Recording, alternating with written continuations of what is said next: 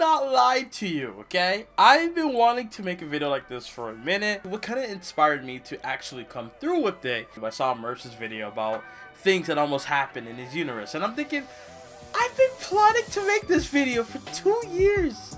And I'm just like, I didn't know how to come about it. Was I gonna show gameplay footage? Was I gonna do, like, I don't know, I didn't know.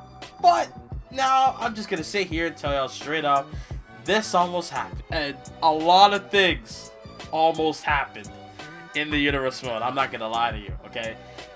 You can tell at times, I kind of get where Vince McMahon is coming from as far as creative goes. You know, you're set on something 100%, and then when it comes down to it, the final decision, you gotta change your mind at the last second and just, I don't know, right? Like, I've done that so many times. I'm not even gonna lie, okay? So, let's see. What have I done that almost became a thing in the channel? Let's start with this. I almost had... Now, a lot of people don't like this pay-per-view, or at least the name of it. I almost had Great Balls of Fire as a pay-per-view. Not close! The reason why I didn't do it was simply because I didn't know what to think of it. I was like, okay, we have Great Balls of Fire. I was going to make it a Raw exclusive pay-per-view at one point, but I think I changed it to Fastlane at the last second. Now, I was trying to think, like, what if I bring it? Because I had a custom arena. I had everything ready to go. I was ready to make it a pay-per-view. I guess I didn't have an idea of how to sell the pay-per-view. I didn't know, like, okay, Great Balls of Fire, what the hell is this about? Is this like a fiery theme? Like, what is this about, right? I didn't know what to put together. What do you think? Money in the Bank or TLC, Hell in a Cell? At least you have gimmick matches, right? Royal Rumble, like, WrestleMania is like the biggest show, right? But what do you do for shows like Great Balls of Fire? What do you do? Are you selling an Inferno match? Well, like, what are we doing here? I didn't know. I didn't know what to do with it. So I just like, you know what? Just Fastlane. Screw it. Fastlane. We're going to do Fastlane with it. So I almost did that. I almost made it a pay-per-view. Another thing I almost did, at WrestleMania, like the recent WrestleMania I uploaded earlier this month, I almost gave Samoa Joe the Universal Championship. I was set. I was ready to give him the title. Like, my point, that whole thing with Samoa Joe, he was a TV champ. The reason why I had Samoa Joe win those matches was because he was going to win the Royal Rumble.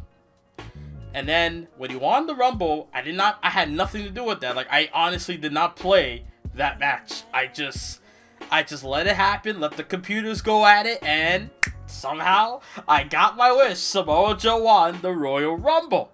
Now, with that being said, obviously he was going after Lashley. That's why the whole Roman and Taker thing, which I'm grateful that I got into that too. But Samoa Joe was going to go to WrestleMania, main event the show, take on Bobby Lashley, and win the Universal title. The only reason why Bobby Lashley retained the championship was because when I let the computers fight, if there's one thing I want the most in a match, is if it ends with a finisher. That's all I want. I don't like matches, unless it's a screw job type of thing, I don't like matches that ends with a signature or a simple ass move. You hit a vertical suplex, 1, 2, 3, that's it. No. That's why I had to fuck around with my sliders to where, yeah, I can get matches where it ends with a finisher. Having Samoa Joe use the Uranagi, his signature, to win the Universal title didn't felt good to me. I felt like if you're going to win a match, a big match like that, in a main event of a pay-per-view, especially WrestleMania, you're going to have to deliver big. And I wanted him to either choke out Lashley with the Coquina Clutch or hit him with the Muscle Buster. He didn't do that. He hit him with the Uranagi every time. So when I finally recorded the match, and also time length is a matter too for me. Pay-per-view time lengths, as far as like the main event goes, that has to be over 10 minutes for me at least. That's how main events go. I mean, because I've been criticized in the past where some of my pay-per-views where the main event didn't even last long. Like last year's WrestleMania I did with AJ and Rollins, that match didn't last long. The match I did with Kevin Owens and Bray Wyatt at WrestleMania in 2K18 did not last even like the clip was 10 minutes, but the match itself was not 10 minutes.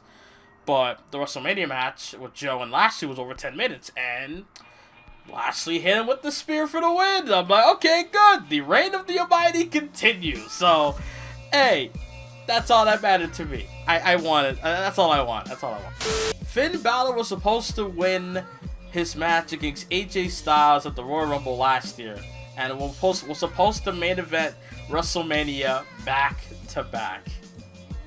I was this close to doing it, but I reached to that point when I got to the Rumble.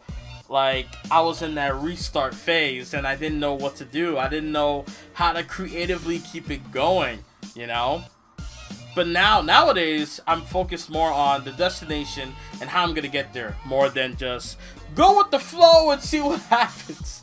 So, yeah, my creativity is not really that good, but somehow I deliver in a way where people are like, oh shit, this is good. This is actually acceptable. I was going to let Finn Balor, like, that's why he main evented and beat Brock Lesnar. I was going to give the title to Brock then, but then I'm like, you know what? I want Balor to have a dominant reign. And then by the time the Rumble came, I'm like, okay, he's facing AJ Styles. I was gonna save that for WrestleMania, and I should have. It was just a situation where I wanted to do something big for WrestleMania, and I didn't know exactly what to do. So that's when I came up with Roman Reigns cashing in the contract, and I was torn.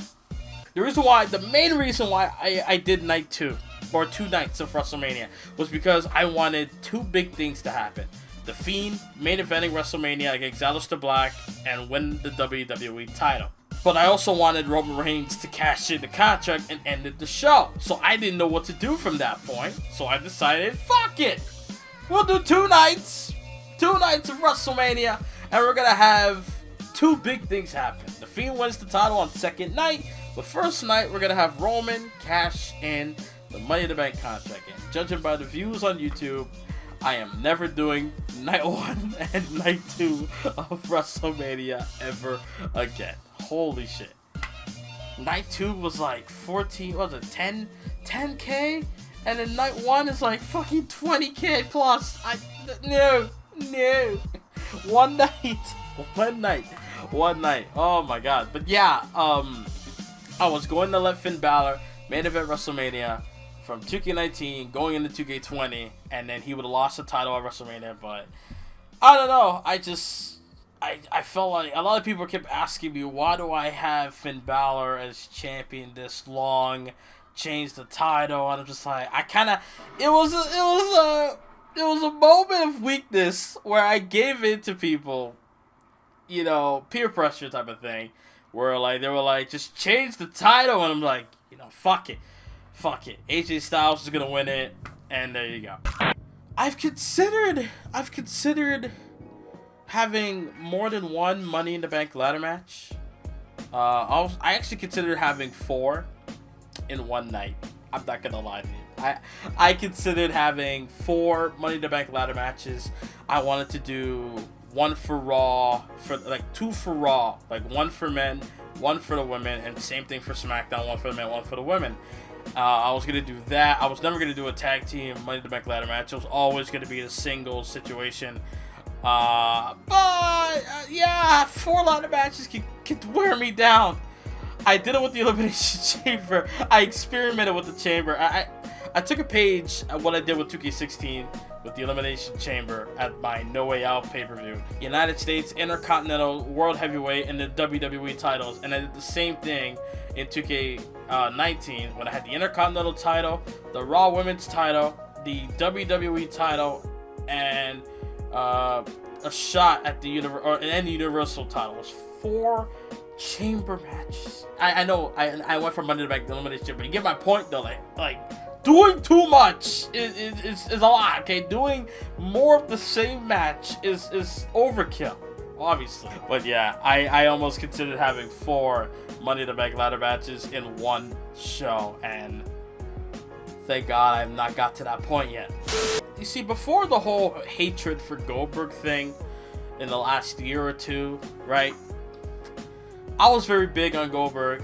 I'm still a fan, it's just that I'm not a fan of what's going on lately, but I'm still a fan of Goldberg regardless. It's just that during the time when he came back, I was very big on him. Obviously, you could watch my Goldberg Survivor Series reaction. You could tell I was really big on Goldberg coming back. When he came back and it was in the video game, I was very hype. I had a whole thing planned out for Goldberg. He would come back, he would get challenged by The Rock at SummerSlam. And then he would get challenged by, like, he would face guys he fought in the past. That's kind of why I brought him back in 2K16, like as a call, obviously. I had him fight Brock many times, The Rock. I was going to have him fight Sting afterwards. I was going to have him fight all these people that he used to face in the past and have a match on pay-per-view. I was willing to do it. All to end up at WrestleMania, I guess. I don't know whether... I didn't really think further whether he was going to win a championship or not. But then he won Money in the Bank. And then I'm like, shit, what do I do with that? And then he cashed it. Then I'm like, you know what? He's going to cash in when John Cena wins the WWE title. And by the time 2K18 came around, I was kind of done with Goldberg. And I was like, yeah. I was actually going to have him fight Brock at WrestleMania in 2K18 again. But I decided not to. Because I felt like we've killed it at Unforgiven. We've done too much of it. 2K17, I think. Yeah, we killed it. Those are the things I thought of doing in the last couple of years in Universe Mode regarding what was going to happen. Like giving pushes, getting title shots, storylines, or, you know, like things to do. I was considering all of these things, but nah, I just didn't pull the trigger. But yeah, what do you guys think, huh? What do you guys think of me? What do you think about all of these situations I put out there? Do you think I should have done it? Do you think I still should do it? Or nah, just nah, move on. Forget about it. That was then. Don't need to worry about it now. But either way, thank y'all for watching. If you guys can, please leave a like, subscribe. Thank you guys for watching. Thank you guys so much on the Universe Mode videos as of late. 1,000 views every video. Thank y'all so much. I can't thank y'all enough. And yeah, Backlash June 12th. Keep that in mind. Backlash June 12th. And I'm gonna make a video regarding pay-per-view schedule and the roster update, so that way y'all won't be lost on what's going on. Okay? Thank y'all for watching, and I'm out. Later.